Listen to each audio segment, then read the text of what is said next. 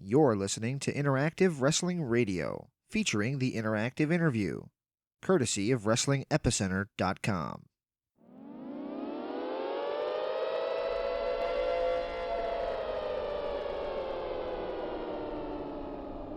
Hey, this is Shawn Daivari, and you guys are listening to Interactive Wrestling Radio. Interactive Wrestling Radio.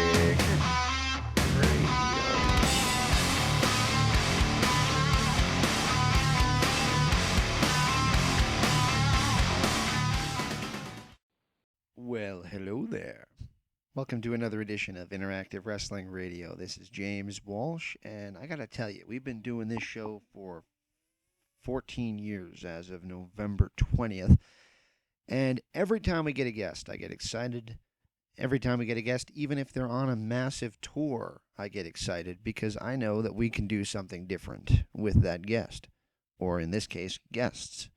And these guys are doing a massive media tour. I don't know if they're turning down any interview requests, but what they are not getting is the same kind of questions we ask, which is a little off the wall, but still interesting. So I think you guys are going to enjoy the interviews that we have coming up this week with a guy I've wanted to have on for years, finally have, and a gentleman that we had on years ago and always enjoyed and enjoyed having him back on.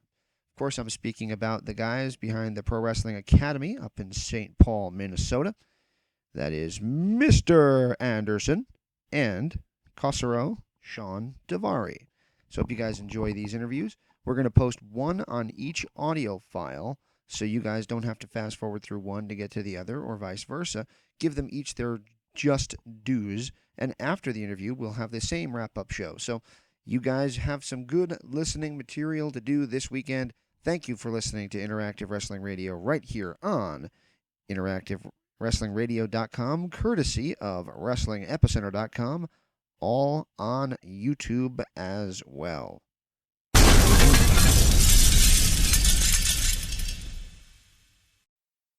Ladies and gentlemen, this is Mr. Anderson, and you are listening to Interactive Wrestling Radio.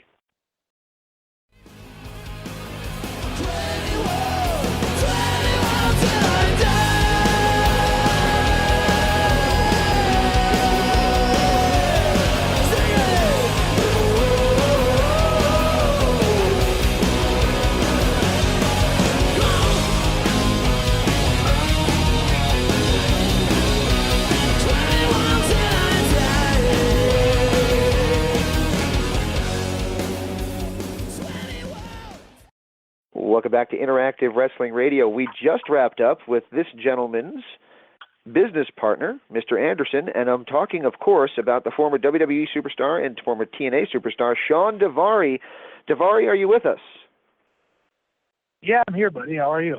It's funny you say business partner. Like, I don't see Ken that way. He's like my best friend. Well, I'll tell you what, that came out of the blue for me. I had no idea that you guys were really friends. Nobody knows. My wife came to me and she said, I posted news today because we run a news line too, and Shawn Daivari and Ken Anderson are doing a wrestling school together. And I said, wait a minute, who are? So it kind of took me by surprise. It's kind of funny when we're doing these media rounds and stuff. Like, everybody is saying that exact same thing. They're like, why the fuck is Shawn and Kennedy, like, what on earth, like, brought them together? But, like, nobody knows that we've been friends for, like, 17 years. We came up together, and with the exception of television, we worked each other all the time. Like, the only time we don't work each other was, like, on TV. Right. That's true, but I guess we just never kind of loved you together. Plus, you guys are such different workers, and we'll probably talk about that in just a second. But you guys are doing the Wrestling Academy up in, I believe it's St. Paul, Minnesota. And I guess I want to find out. I've just talked a little bit to Ken about this, and I liked what he had to say about it. But from a different perspective, from your perspective, what is going to make your guys' school different than all the other schools out there? Because right now there is a lot of them, but most of them are on the East Coast. But still, what makes yours stand out more than the others? So wrestling schools is pretty much teach you how to wrestle, which is very, very important, and that is something that people do need to know. But to be successful in the sports entertainment industry, like, you have to have a lot more than just knowing how to wrestle. And actually, it sounds bad to say, but the wrestling is the least important part of the puzzle.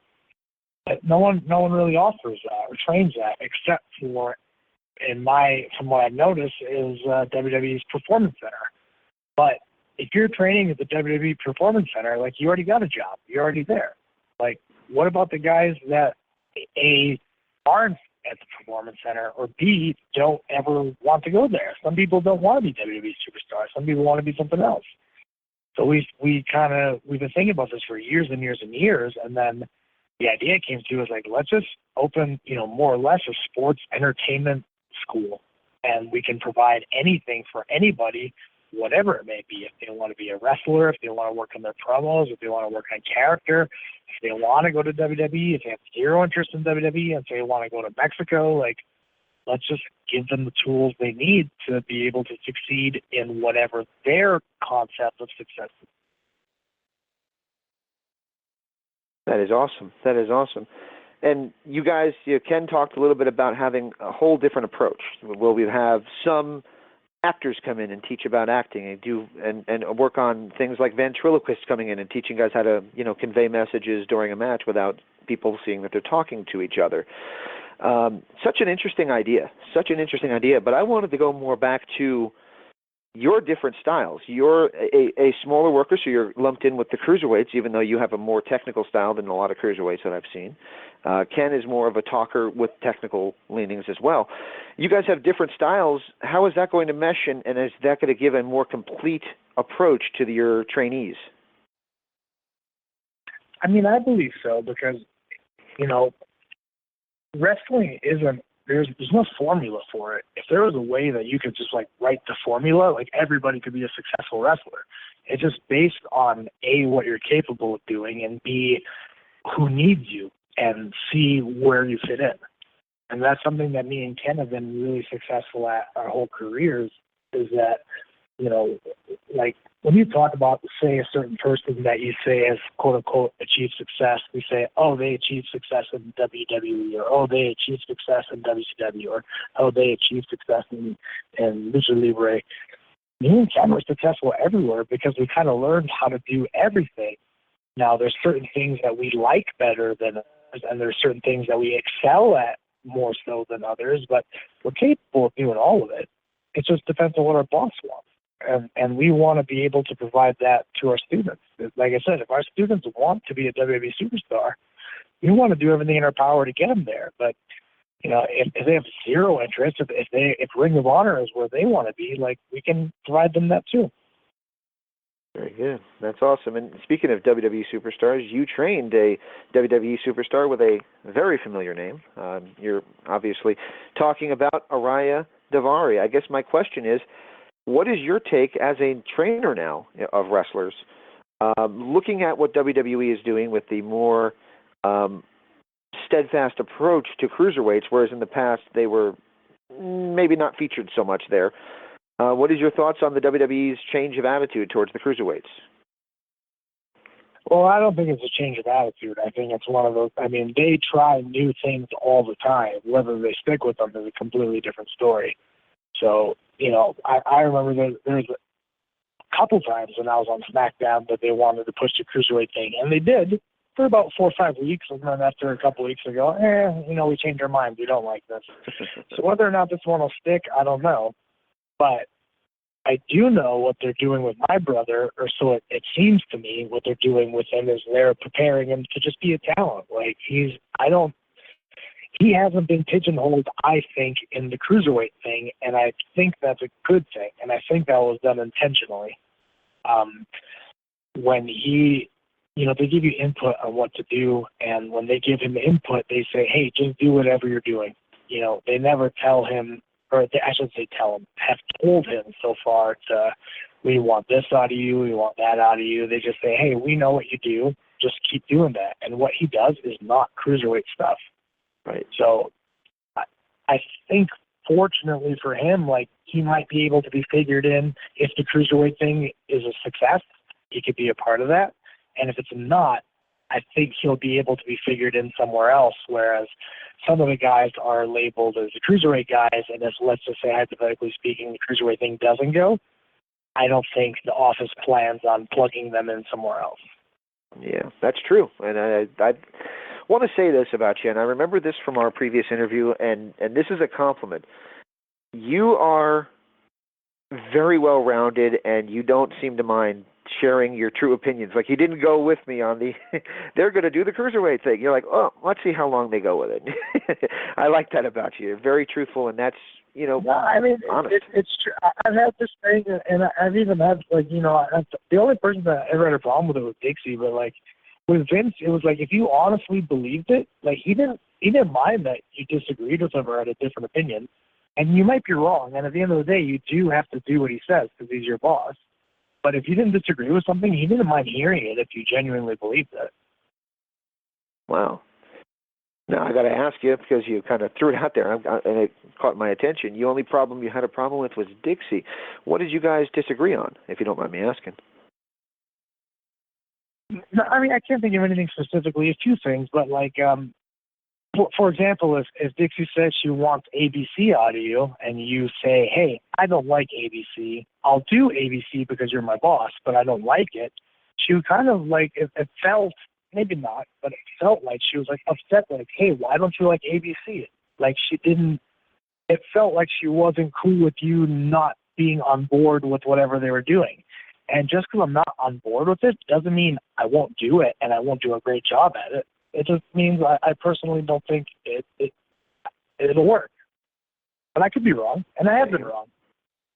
Very good. We talked about something that you said you might have been wrong about, actually, and that was on our last interview. We were talking about just a point of reference, the Impact that was live when they got probably the best rating the company ever got, and based on their ratings currently, I can't imagine they'll top that again.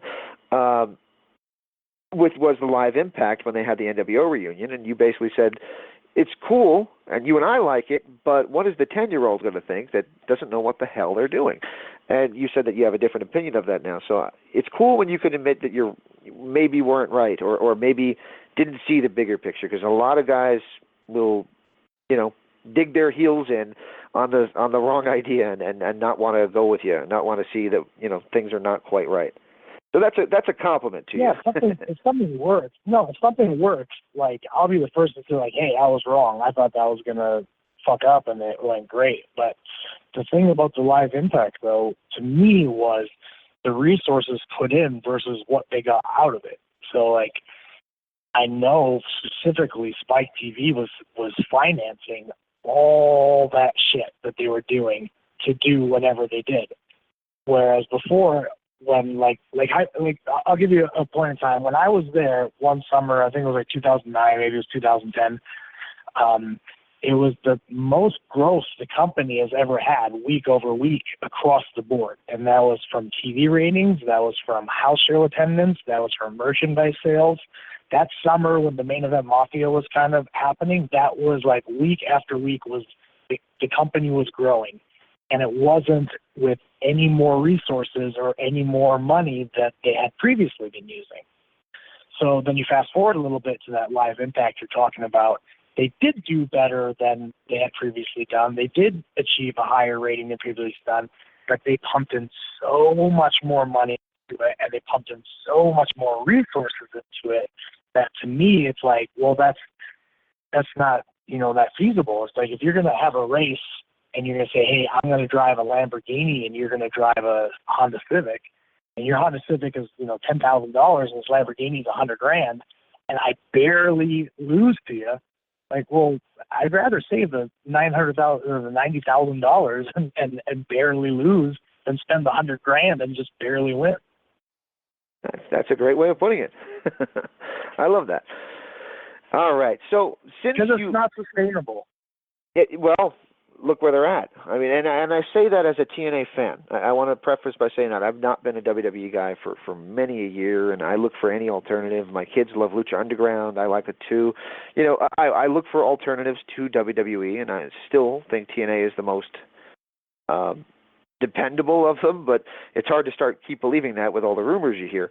What is your take on all these rumors that, they're going to be gutted, or WWE's going to buy the library, but Corgan's going to get the name and all this other stuff? What is your take on it?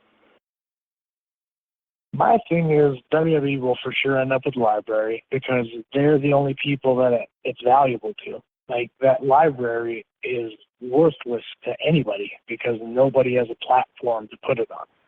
So in that sense, like, they're the only like buyer. I don't know if buyer. They're the only like person in the market. Like, the library is worth. If someone said, "I'm going to sell you this library for $1," like, what are they going to do with it? It serves no purpose to anybody but WWE because they have a platform to use it. Right. As far as the brand itself, whoever buys it, I'd be happy for it because that means the guys can continue working, the guys can continue having jobs, continue making money. But in my head, it's going to be a very hard sell because of, at the end of the day, they don't have live events, they don't have licensing deals, they don't have other streams of revenue. So what are you buying? You're buying a TV show, more or less. And it's a very, very expensive TV show. So that's the part where I don't know unless it's a passion project, I don't know what value it has to anybody. True. Very good. All right. So headed back to your career, we've kind of skipped 6 years, and I've seen your name quite a few places. What have you been up to since we last spoke, since you last talked to us? Gosh, almost 6 years ago. When was that? 2010. I think it was about February of 2010. So 2010, I just quit TNA, and then I signed with Ring of Honor. I was with Ring of Honor, I think, for a year, and then they got sold to Sinclair. And then when they got sold to Sinclair, they didn't offer me a deal. Well, I mean, more or less, they didn't offer me a deal, so I wasn't a part of Ring of Honor with the Sinclair thing. And then I did independence and stuff. And then Lucha Underground made me an offer, and I went to work for Lucha Underground season 1 and 2. And then I love that place. At the end of season 2 of Lucha, I kind of was like, hey, this isn't working out for me. And then that was over, and now I was doing independence again until me and Ken decided to open up the academy. There you go. Well, thank you for that's the Reader's Digest version of the rest of my questions. I love that. I mentioned my kids love Lucha Underground. And I'll tell you the truth. I can't get them to watch WWE product. After about 5 minutes, they're wandering around the house. They don't want to. They're done with it. With Lucha Underground, because of the bright characters, silly characters, masks, and different approach to it all, the vignettes, they seem to like it. You just mentioned that it didn't really work for you. What about it didn't really connect with you? Well, the thing for me was in Lucha Underground, even though you're like a contracted talent, like, it's a pay-to-play type thing. So if you're not working, you're not getting, like, if I sit at home for a week, I don't get a paycheck like WWE, where they just pay you regardless. You get paid per performance. So season 1, they used me all the time, and I was getting paid all the time. It was great. And then season 2, at the end of season 1, I was put in an angle with Big Rick, who's like Ezekiel Jackson, I think, in WWE. Right. And we had an angle that was going to carry us into season 2. Well, in between season 1 and season 2, Rick quit. So when season 2 was about to start up, they're like, hey, Shawn, Rick quit, so your angle's kind of dead. And I was like, okay, cool, that's fine. Assuming that they're going to just find a new angle for me, but they just didn't. So, pretty much all of season 2 was going on, and literally the only episode I worked was the season finale. And I was going, I was under contract with you guys for a whole season, and I got one paycheck. And not that anyone else was knocking on my door, but potentially if somebody did say, hey, Shawn, I'd like to use you, I'd be like, hey, I'm sorry, I can't. I'm under contract to Lucha Underground for one show. So that was one of those things where I said I really can't be put in these type of predicaments because this is a lot of guys have day jobs. They work at fucking Walmart and wrestle on the weekends or wrestle also. This is my job. This is all I do. So I can't not have regular work. And I don't mind working for it. I'm not saying I want to sit at home and collect a check with the WCW guys. I'd like to work. but you have to book me. If you book me, I'll work, and if I work, I'll get paid, and everybody's happy. Right, there you go. Yeah.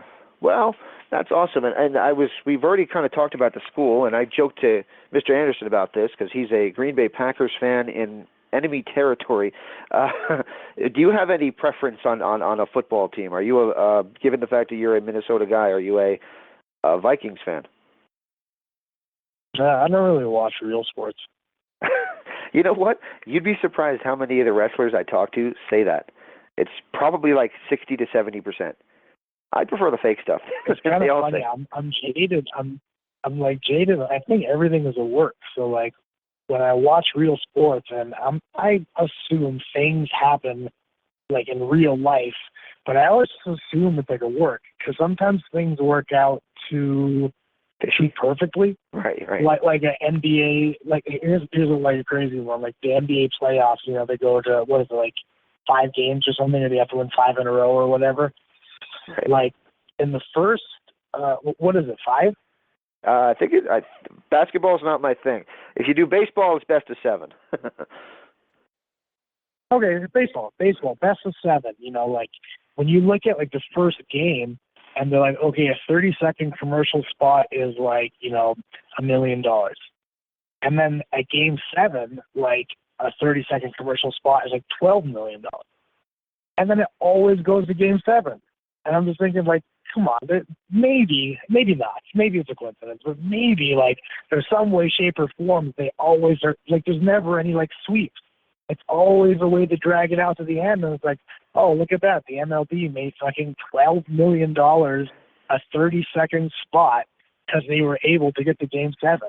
Like, if that thing was a sweep and it was done in 3 games or 4 games, they would have only made, like, you know, $4 million a 30-second spot. There you go. That's true. That is like it's a total conspiracy theory. Maybe not. I don't know. I heard people make but that's the way I theories see about things, so I don't get to like really enjoy it because I see it that way. Because you're too busy trying to figure out what the scheme is. All right. Right. Well, I believe that. I believe that way about everything. Like anytime someone wants to do something for me, my first thought is always like, "What's in it for you?" Wow. Well, there's nothing wrong with that. You don't get screwed over that way. No, it's not. And I'm probably wrong 90% of the time, but I always feel that way. There you go. Well, I got 2 more questions for you. Then we'll let you go tonight. Damn, this was quick. Well, last time we had you on for probably about 40 minutes, while my infant, he was a baby at the time, was screaming at the top of his lungs, and my wife was giving me the look of death. Get off the phone the whole time. So your baby is crying, and you wasted 40 minutes with me. What a dad! You make it sound like I'm a horrible dad. You do. All right. And it was kind of what I was insinuating. Well, that makes up for what I was going to say. In our last interview, I joked that how did you make up all the Arabic stuff that you said? And I say that as a joke because I didn't realize that you were really speaking Arabic or whatever language that was. Yeah, Farsi, Persian. Persian, yeah. I didn't realize that I asked how you made that up and made it sound so real, and I felt like such a jackass when you said, no, I really was speaking Persian. I'm like, oh, well, I'm a schmuck. Yeah. So both my parents are full-blooded Iranians. I was kind of like, pretty much until kindergarten, that was what was spoken in my house. That's awesome. Well, I've been wanting to say this for 6 years, and please accept my apology if I offended you in any way with that question. One thing you'll learn about me, dude, is I don't get offended. Like people make mistakes and people have opinions and whatever, and if it's genuinely how you feel or genuinely what you thought, I don't care. You're allowed to have your thoughts. You're allowed to have your opinion. Cool. All right. And if you're following the politics this year, it's pretty much the way you have to be, otherwise you're going to go insane. So I'll wrap up with this question. It's a bit of a softball, not really an exciting one for you, and that is, how could prospective students find out more about the Academy? So if you go to the academyprowrestling.com, it has pretty much all the information that you might be looking for on there, and if there's some question or something you want to know that isn't on there, there's a contact page where you can reach out to us. You can either text, call, email, whatever, and ask away. And what we're doing right now is for our first class only.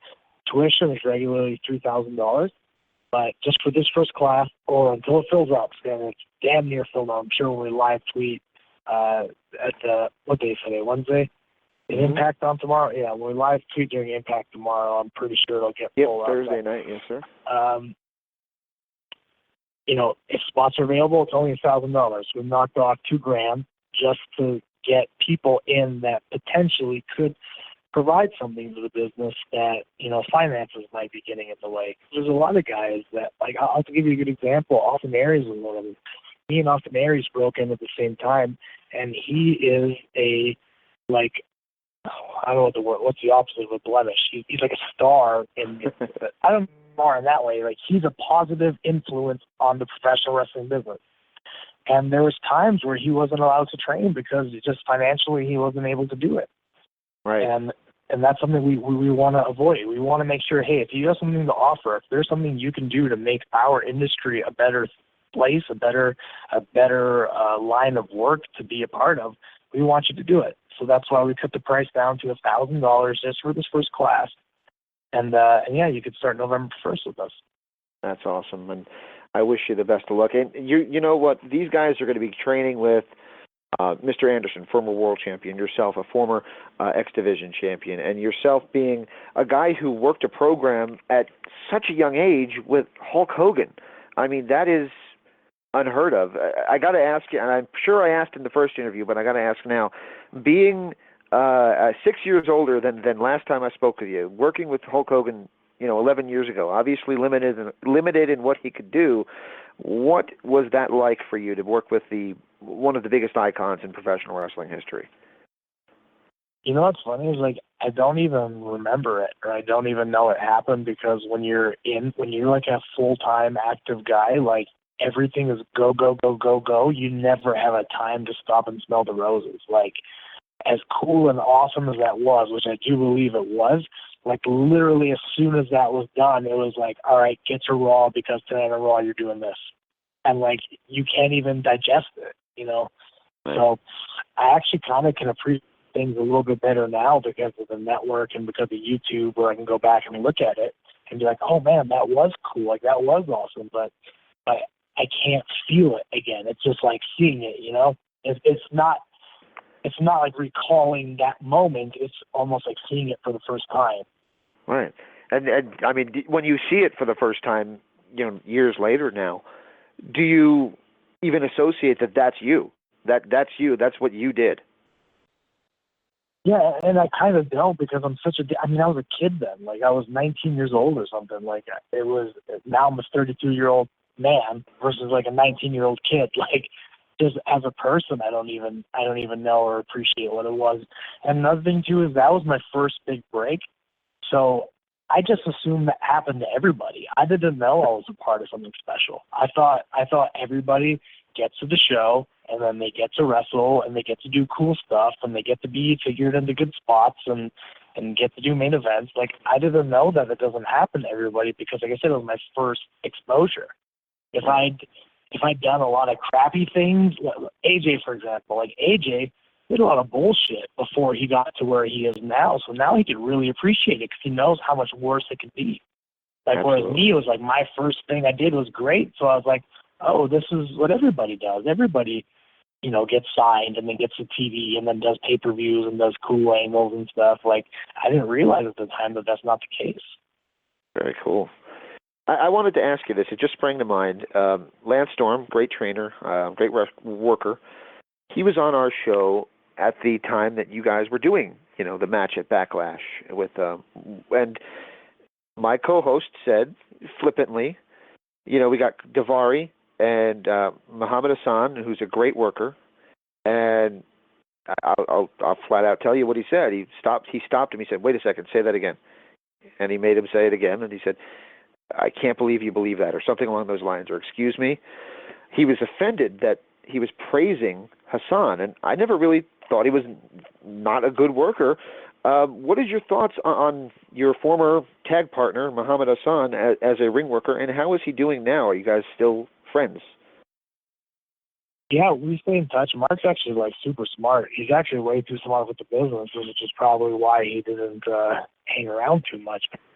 PhD, he's a high school principal, like a a high level like principal at like a big high school and stuff, and he has a PhD in education, and he's doing great. Like he's like, if you met the guy, if you look at his LinkedIn, you'd be like, man, this is like a pretty smart, with it guy.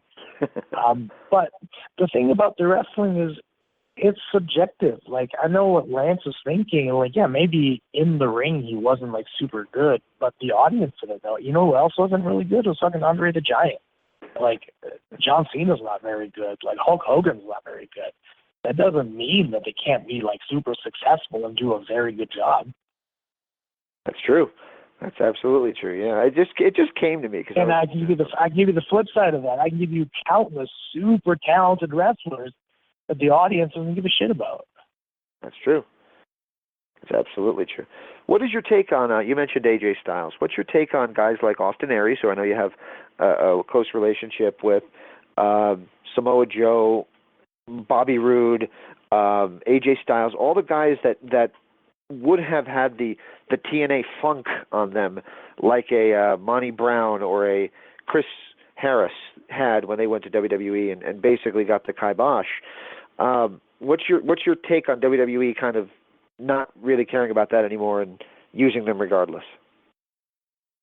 I think they've gotten to the point now where they've decided, and I think this is a Triple H thing, I don't know, but it used to be like if you didn't do it in WWE, it didn't happen. And I don't think they subscribe to that philosophy anymore. Like, you can be successful outside of WWE, and I think they figured out, and I think a lot of it has to do with the network, is that they can say, hey, he was successful outside of WWE, here, there, wherever, and at the end of the day, it does benefit them because somebody can then go on the network and see it. Like, whereas before that wasn't the case. Like, if say 10 years ago Samoa Joe came into WWE, like, they couldn't say, like, hey, he was a big, huge star in TNA, for example, and nobody would know about it because nobody'd seen it. But if he says, hey, he was a big, huge star in TNA, now they can go on the network, punch in TNA, see Joe, and be like, oh, yeah, he was a big deal. It's kind of one of those things where it's like, because of it, like, the network has changed a lot of things. Like, it almost like is a paradigm shift in the business, like, of what they're able to do now. And like, I'll give you an example. Like, one of them was just WCW. They used to not be able to put over WCW guys because they had no way of, like, monetizing on that. Like, if they said, hey, Booker T, for example, was fantastic in WCW, there was no way they could monetize that. Now that you can go on the network and see Booker T's WCW stuff, saying he's the best in WCW, they can monetize on that, because then there's people that'll pay $10 a month to go see Booker T in WCW. Or now they got Goldberg, coming on to Raw next week. Well, people can go back and watch some of his. Totally, like, that would not have happened if there wasn't a way they could monetize it, but now they can. Very good, and it reflects in the video games and everything else that they do. So, all right. Well, I've taken up enough of your time. I want to thank you for spending this much time with me, and I wish you guys. Man, I've been doing like 60-minute interviews for the last goddamn fucking 3 weeks. Like, this is a piece of cake. Like, I'm glad it's short, but I almost feel like I'm jipping the fans. No, you're not jipping anybody. We've had you on, and what I'm going to do is I'm going to post the old interview, too, up on YouTube for people to check out, too. So they have two perspectives, you 6 years ago and you now, and they can kind of compare and see how you've matured, and probably how I've matured, too, because everybody gets older. But, man, I want to thank you for spending this much time. I'm a completely different human being, too, so I got to imagine I'm a different wrestler. Yeah. All right. Well, before I let you go, can I just ask for one last favor from you? Yeah, dude. I always start my shows with, this is so-and-so when you're listening to Interactive Wrestling Radio. Do you mind giving me one of those liners? Yeah. What's your show called? It's Interactive Wrestling Radio. Okay, you ready? I'll get you counted down in 5, 4, 3, 2. You know what's funny is I already forgot what the show is called. What is it called again? I might have to use that. Interactive Wrestling Radio. Interactive Wrestling Radio. Interactive Wrestling Radio. I got quite a few concussions. So Interactive Wrestling Radio. Got it was Jackie Gata. I think I spent about 20 minutes going over with her. She just couldn't say it. In the end, I just said, I just ended up saying, why don't you just say thank you for listening? And she did. She's sweet as could be, but she could not say it for whatever reason. Just could not say it. You got to do like the radio spots. Like if you ever listen to like a radio spot, it's like they just come in and say their name. They're like, hi, this is Ozzy Osbourne. Hi, this is Justin Bieber. Hi, this is so-and-so. And then just one person at the end says, and you're listening to fill in the blank. Right. I used to do that. I used to do all that kind of stuff. I was on AM radio for a while, and I went to all that trouble. And now I'm sorry to hear that. Well, it was fun. It was fun. We used to do it every Wednesday night, and we had wrestlers that were co-hosts. For whatever reason, my co-host liked to have girls be the co-hosts, so we had female wrestlers co-host the show with us, and it was an interesting experience. I'll say that. I wouldn't trade. How do you guys do as far as listeners? Do you get quite a few downloads? Now not as much as we used to. I'll be blunt with you on that. We used to. There was one time when we had Hulk Hogan on. He was on to promote that SummerSlam he did with Shawn Michaels, which ironically is around the same time you guys were around in WWE. So, oh man, that whole thing, dude, you have a huge story on that. I was like 100% involved in that. It was fucking hilarious. Oh wow, did you want to talk about that? Yeah, I don't care, dude. You sound like you're trying to get rid of me, so I don't want to keep babbling. No, not at all. What is the story behind the Hulk Hogan and Shawn Michaels match? Because I got to believe the fight backstage was probably better than what was in the ring. Yeah, dude, I don't know about you guys, but everyone thinks that Shawn tried to make Hogan look like shit, like in the match on purpose. But I don't think he had that intention at all. I think he was of the mind that Hulk just had hip replacement. He can't do anything. His back is fucked up. Like, what can he do to make it entertaining? And Shawn, I think, went to the point where he said, I'll just do everything. I'll make it entertaining on my own because Hulk really can't right now. That was my take on it. Everyone thought he was trying to make him look stupid and this and that. And I was like, I don't think so. The crowd went bananas. The match was good. If they had to try to have a competitive match, it would have sucked because Hulk was so injured at the time. True.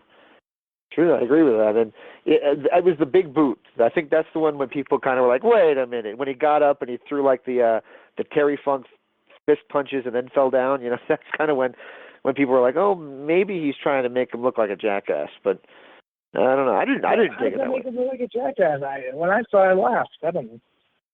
It's true. I agree with you. If you wanted to make him look like a jackass, he would have taken the boot and not bumped. That's true. Yeah, not falling down or really taking it off. Here's the thing that I know if I wanted to make Hulk look bad, I could have done a way better job than that. So, and Shawn's 1,000 times a better wrestler than I am. So if you wanted to make him look bad, I think he could have done it. And to me, that match was entertaining. So I don't think he was trying to do that. Very cool. Yeah, what I was trying to say is when we had Hulk on to promote that SummerSlam, we shut down the radio station. Literally, the downloads online were just boom, done. The servers couldn't hold on to it. We don't do that well now, but what I do is I type up the transcript. I send it out to all the dirt sheets, which I've seen several of yours already on, but we'll get more headlines out there, I promise. As well as I send it out to, I put it up on YouTube, put it up on MP3. So one way or the other, people find it and they do listen to it. And we average about 5,000 initially. And then, who the hell knows how many people listen down the road. But initially, it immediately, pow, grabs 5,000 people. So it's not too bad, I don't think. Cool. All right, man. Well, did you still want to give me, I don't think I ever did get that line around here. Yeah. What am I supposed to say? Oh, this is Shawn Daivari, and you're listening to Interactive Wrestling Radio. Okay, cool. Count me in. All right, in 5, 4, 3, 2.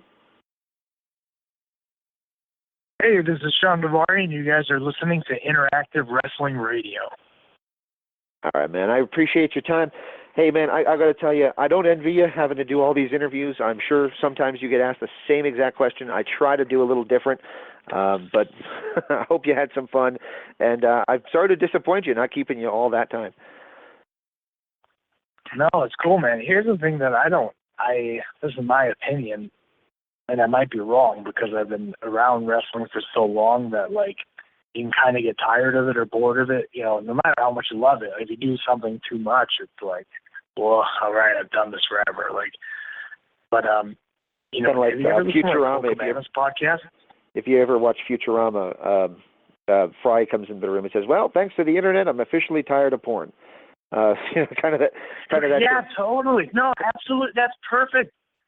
Or even like binge watching. Like, I love, like, there'd be shows that I love. I really, really like these shows, but like after I've watched 4 or 5 episodes in a row, I'm like, all right, I got to do something else. Like, I love this show, but come on, let's fucking change pace here. All right, cool. Well, I'm glad. What I was gonna say is, have you listened to Cole Cabana's podcast? I've listened to some of the key ones he's done, like the epic one he did with CM Punk, and a couple of his other shows. Yeah. So actually, that's a bad one. That's not a good example. But the point I'm trying to get to is, he doesn't really talk about wrestling. He just talks about their lives. But for a majority of the wrestlers that he talks to, wrestling is a huge part of their lives. So it does still like sprinkle wrestling in there. But you learn so much more about the person that to me it's like way more interesting and way more entertaining. Cool. Well, that's something I'll definitely think about. But that's just me. What the fuck do I know? I have no idea. Like, maybe if the interviews I do that talk just about wrestling get way more downloads than the one where I talk about my life. That's possible. That's entirely possible. I'll be honest with you, I did not realize that Araya is he legitimately your blood brother? Yeah, his name's Arya. Yeah, he's my little brother. Arya. Sorry, Arya. I can't talk. I talk like a jackass. I'm from New Jersey, which is where Ken used to live, so that's why I talk like a schmuck. Fucking Michael Cole called him Area. Area. Like his square footage, he's an area. He's doing geometry on wrestling commentary. Yeah. Oh man. Well, he's he's incredible to watch, and man, I want to thank you for spending this much time with me, both this time and last time. And I meant that. I wasn't just using it as a bit on the air. I actually felt bad for a long time, thinking I had offended you by saying, like, how did you make it sound like you were talking in a real language? It's like, what a stupid thing to say. So I'm sorry about that. Oh, fucking who cares, man? A, I have thick skin. B, it's not even something offensive. It's just, you didn't know something, you asked a question, and that was it. Like, there's no such thing as stupid questions. Cool. Well, man, if you enjoyed this, stay in contact with me. Anything you want to put out there, if I can help, put a presser out there for you guys, let me know.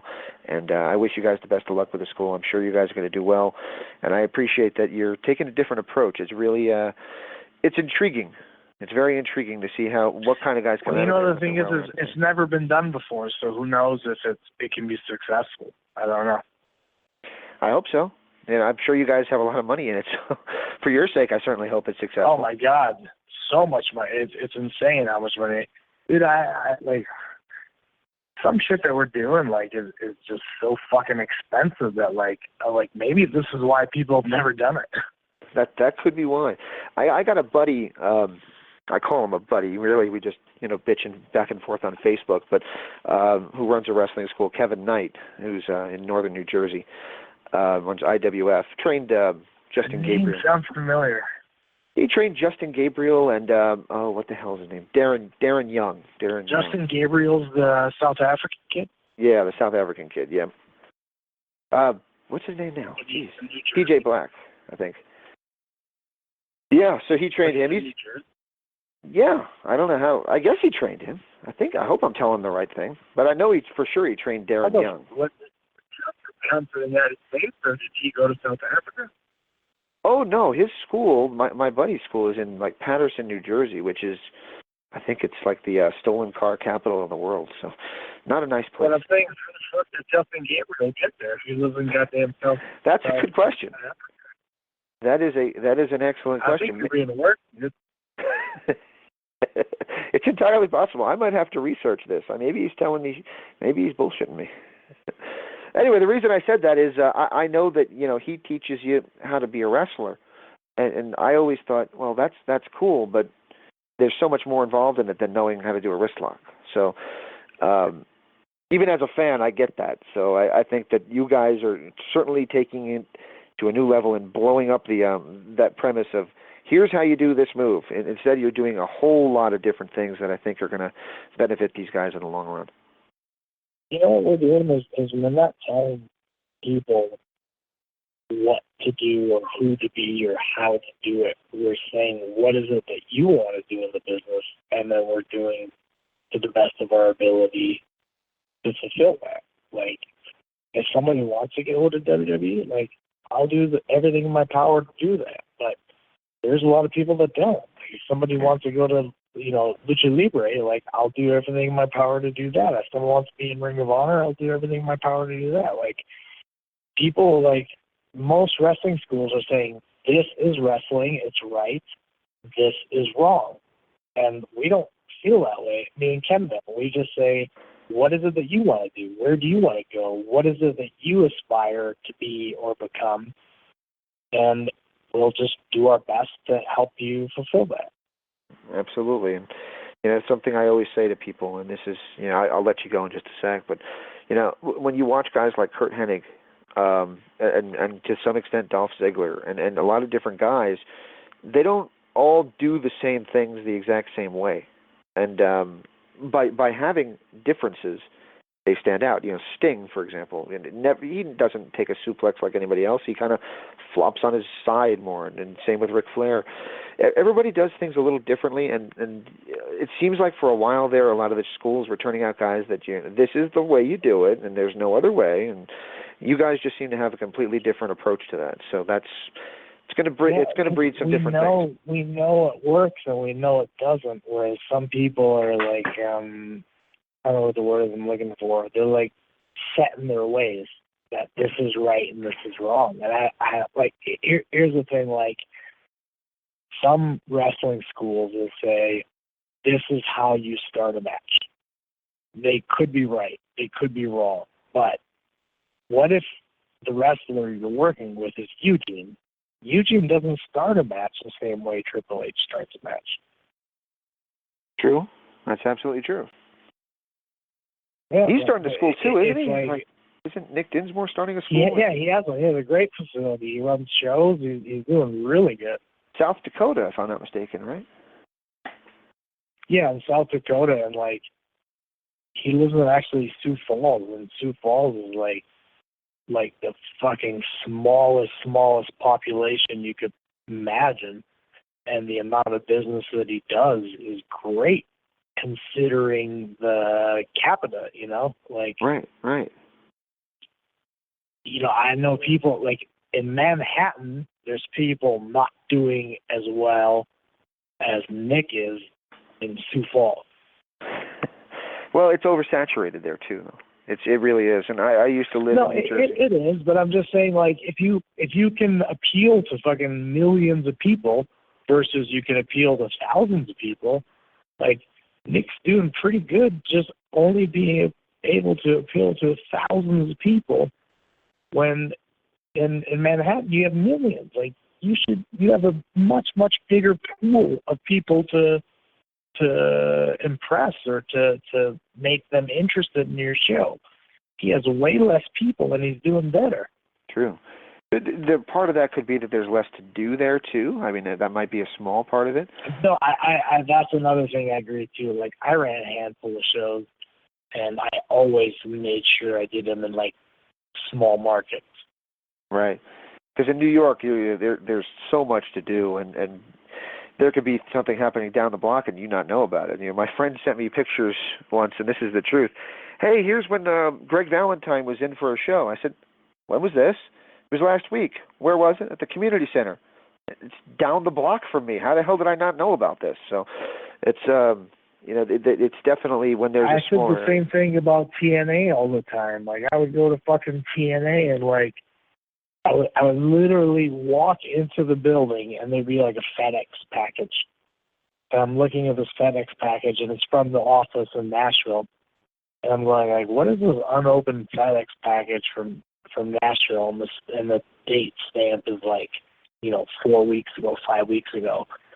And I opened the motherfucker, and it's like posters and flyers and stuff. And I'm like, God damn, like, they are trying. They send out promotional material, and nobody fucking opens it and fucking does anything with it. Oh, well. I hope they don't go under. I really do hope they don't go under. I know it's just another... I think they'll survive, but I don't think it'll be what it is. Well, I mean, they filmed 3 months of TV. It's like, well, you can tell right now that Aaron Rex is trying to grow his hair out. So it's going to be really interesting when the last one airs in December and he's still got shortish hair, and then they film another taping and his hair in 1 week has grown 5 inches. It's going to be really interesting to explain that, but what are you going to do? That's their predicament. So the thing about TNA, in my opinion, is they're like Pepsi and Coke. Like WWE is Coke or Pepsi, and TNA is like RC Cola? RC Cola maybe? Or No. That's funny. No, but I'm saying, like, they're trying to do the same, and I'm like, why wouldn't you go in a different direction? Yeah, be the Uncola, be Sprite or something, yeah. Yeah, exactly. You couldn't have said it better, man. Like, if WWE is doing this and they're being successful, and you're kind of trying to do the same thing and you're not successful, why don't you do something different? I thought that the other day. They started out Impact with like a 10-minute talking segment. I'm thinking, your name of your company is Total Nonstop Action, and I've not seen any action yet. So it's... Do you watch it? Do you have the WWE Network? I do. There's a thing on there. It's like a documentary on the Attitude Era. Have you seen that? Probably. I watch so much stuff, I don't retain it all, but I probably have. I love it. I mean, I really don't watch any wrestling on there, but I love the documentaries because it's a lot of cool shit that you don't know, until they tell you. And when I was watching the Attitude Era one, and like it was today, 2016, I watched the Attitude Era documentary, and it was so different from what's happening today. I was just thinking, how could TNA, for example, see this and not say, hey, we should do that? Like, WWE is TV PG, it's for kids, it's their families, it's whatever. Like, let's make an adult show. Well, that's like, what it would work regardless.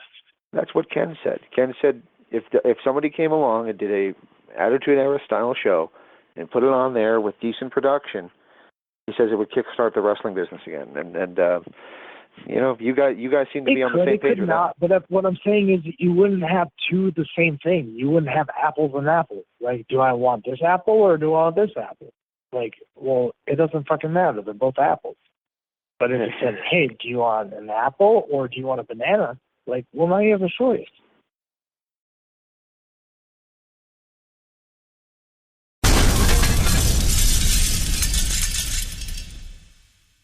You maniacs, this is Hulk Hogan, the greatest of all time, and you're listening to The Blaze. So what you gonna do when Hulk Hogan in Blaze-a-mania runs wild on you?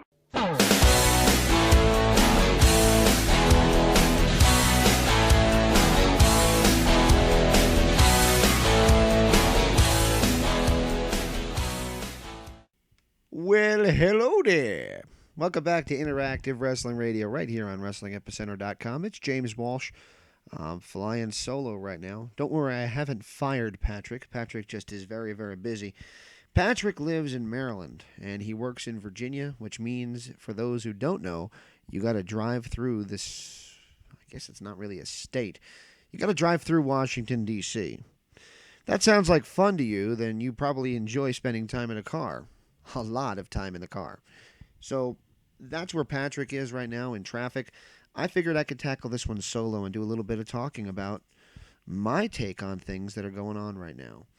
And I'm not going to have as long-winded of a segment as we typically do, because one guy talking to himself for long periods of time probably doesn't strike anybody as great radio. However, I did want to go over some of the topics that were discussed both in this interview and that are going on in wrestling right now. So hopefully you guys will give me the chance to say my take. Because I believe I know everything. It is I, La Maharashti. Sorry, that's another guy who talks to himself a lot. I happen to agree with him a lot, but I'll get to that another time. Here's what's going on. I wanted to discuss the school, the Pro Wrestling Academy, the Wrestling Academy that Shawn Daivari and Ken Anderson are doing, and I want to explain why I think this is a great idea. I mentioned in my Anderson interview that Vince Russo took a lot of flack for saying that he should get actors that are athletic and teach them to wrestle instead of taking wrestlers and teaching them to be actors. And he got a lot of flack online because wrestling fans typically have a knee-jerk reaction to everything and then acceptance. It's almost like the 5 stages of denial. But Vince Russo is right. Yes, you heard me say that. I agree with Vince Russo. Vince Russo is right. Not necessarily that you need to get actors and teach them to wrestle, but acting is a huge part of wrestling. And for those who really disagree, I'll ask you who your best or most favorite worker is of all time. And if you tell me Bret Hart, I'll tell you that Bret Hart learned to take falls from a stuntman before he learned to wrestle. And there is the longevity to his career before Goldberg kicked him in the head and ended it. But we'll get to that maybe later on. Basically, what I wanted to just say and praise Daivari and Anderson for having the foresight to do is to see what wrestling is now.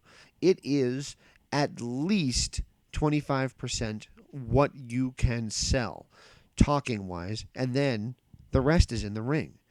We talked a few weeks ago with the guest from Paragon Pro Wrestling who talked a lot about the fact that he can learn to do every single move in the wrestling book, assuming there is a wrestling book. And if there is, I don't mean like one from ECW Press. I mean an actual, this is every single move that you can do in wrestling. Assuming there is one, and I don't think there is, he learned them. And guess what? He did them in NXT and he got fired because nobody gave a crap about the moves that he was doing. You know why that is? Because, well, you have to give people a reason to care. And part of the reason you got to give people a reason to care is by having a character and by being able to act that character out. Everybody says a character is who you are. It is. To some extent. It's an exaggeration of who you are. That's what makes it great. Anyway, I wish I could go to this school, man. I'm 35 years old. I'm obviously too old for you. I'm not the next Diamond Dallas Page. I know that. If you're ever wondering why I never was a wrestler, I don't know if I've ever talked about this much on the air, but I'll talk about it now. I am legally blind. I do not have good vision. And I was basically told, and if you doubt this, Bill DeMott had a similar situation where if you take too many shots to the head, guess what? You can put the lights out for good. Well, my lights might be dim, not intelligently, intellectually, I should probably say, but eyesight-wise, but they're not out, and I don't need anything to help me get there. But I would have loved to have done this. I mean, I love this business. I get it better than most. Even Macho Man said, "You really know the business." And that was a big compliment to me. Changed my life forever. Anyway, so anybody in the area, in the Midwest, in the Minnesota area, in Green Bay, in Chicago, anybody in that area, check out the Pro Wrestling Academy. Give Ken Anderson and Shawn Daivari a call. I think you're really going to benefit, and I think the whole business, ultimately, down the road is going to benefit from some really trained guys who have an idea about what they're doing. All right, so the next topic, not about the school, is going to be Alberto Del Rio and Paige and their sordid love affair, which has been going on. Here's basically the story in a nutshell. Alberto Del Rio's married, not to Paige. They start having a relationship. It causes big problems for Alberto at home. Paige is barely not a teenager, and she's acting as a barely not a teenager would act online about her boyfriend. It's seriously like stuff out of high school. So Alberto Del Rio now misses after being fired by WWE. I forgot that part. He got fired by WWE, and if you strip it down, Triple H says that he feels he was a bad influence on Paige. So here we are. Alberto Del Rio misses a AAA event, blames it on a stabbing, changes that story several times. Now he says Paige was attacked by a mugger. Paige then goes on to fail a drug test. Alberto, Paige, and Paige's family go out and say, oh, she was taking painkillers that weren't on WWE's approved list, to which WWE immediately releases a statement saying, no, she was taking street drugs, which are against the law and against our drug policy, not painkillers. Paige does not respond and is now getting neck surgery for the injury that probably had her on the drugs to begin with. Here's my question, and I don't like Triple H very much, and I've been very critical of him. I respect him, but you don't have to like everybody you respect. If there is a slight possibility that they're right, maybe Alberto Del Rio is a bad influence on this young girl. Maybe. I'm just throwing that out there. Next topic, speaking of Mexican wrestlers, is Lucha Underground. I want to say that in my household, Lucha Underground has become something we'll sit down and watch just like football on Sundays. Man, I love it. Characters that are larger than life, well-told stories, a gritty wrestling feel, almost feels that arena almost feels like the Sportatorium, which I view as the mecca of professional wrestling. It just has that dirty, gritty fight feel, and I love it, man. If you're not seeing Lucha Underground, check it out on YouTube every Wednesday night. Check it out on El Rey Network. You probably get it. You might not watch it much because there's nothing but Airwolf and MacGyver reruns on there and things like that. But it's a really good channel. I watch it a lot. I really do. So check out Lucha Underground, and hopefully we're going to be having Matt Stryker on next week to discuss Lucha Underground. Matt Stryker, by the way, the former WWE superstar, is their ring announcer along with Vampiro. And if you watch Lucha Underground enough, Vampiro starts to make sense, which scares the living hell out of me that it makes sense to me. Okay, two more topics. The next topic is the TNA sale. Now today, well, let's take a step backwards. There once was a company called TNA. It was a Wednesday night pay-per-view, and it was on exclusively pay-per-view. They started it with Jeff Jarrett and Jerry Jarrett. They were the primary owners. And about 12 weeks in fact, it was 11 weeks in, and then week 12 was a best-of episode because they got screwed over by a guy sent by WWE to ruin the company. Enter Dixie Carter and her money. And that's how TNA stayed afloat in 2002 up to this point. Dixie Carter has spent big bucks, lost big bucks, made some bucks, but has had her purse strings cut by mom and dad. And the end result now is you have a TNA company that is apparently up for sale, though nobody within the company has officially confirmed that it is for sale, with Billy Corgan, the lead singer of the Smashing Pumpkins, trying to purchase it. He's been given the role of president of the company, and he has booked some stuff that has been entertaining. Billy Corgan's influences are a new approach that feels a little bit like the late 80s WWF. Obviously, with TNA's budget and their, where they filmed and everything, it has to be a different feel, and it is. But you can kind of feel that, especially when you watch things like Eli Drake and his Facts of Life segment, because they're all about you. It takes a lot to get them right. Oh, sorry. I was going off on one there. But those segments have a very Piper's Pit feel. Even Ken Anderson, when he was doing his segment, had a segment that was similar to that, but that predates Billy Corgan, which defeats my purpose. Stripping it back again, though, Billy Corgan's trying to buy the company. Weeks leading into Bound for Glory, we're not sure there's going to be a Bound for Glory because there's rumors that TNA is going to sell itself to WWE or sell the tape library to WWE, which would be disastrous. And apparently just keep the name. Well, I never heard of that happening before. maybe Ohio Valley Wrestling, but that's only because WWE actually owned it at the time, or that they were doing that anyway. So that's why they own, to 2006 of the OVW footage. Long story short, it would be disastrous for wrestling. Billy Corgan today, by the way, files a lawsuit against TNA, which he is the president of, and Dixie Carter for undisclosed reasons. I don't know. This is not an insider view, but my belief is that Ric Flair is right.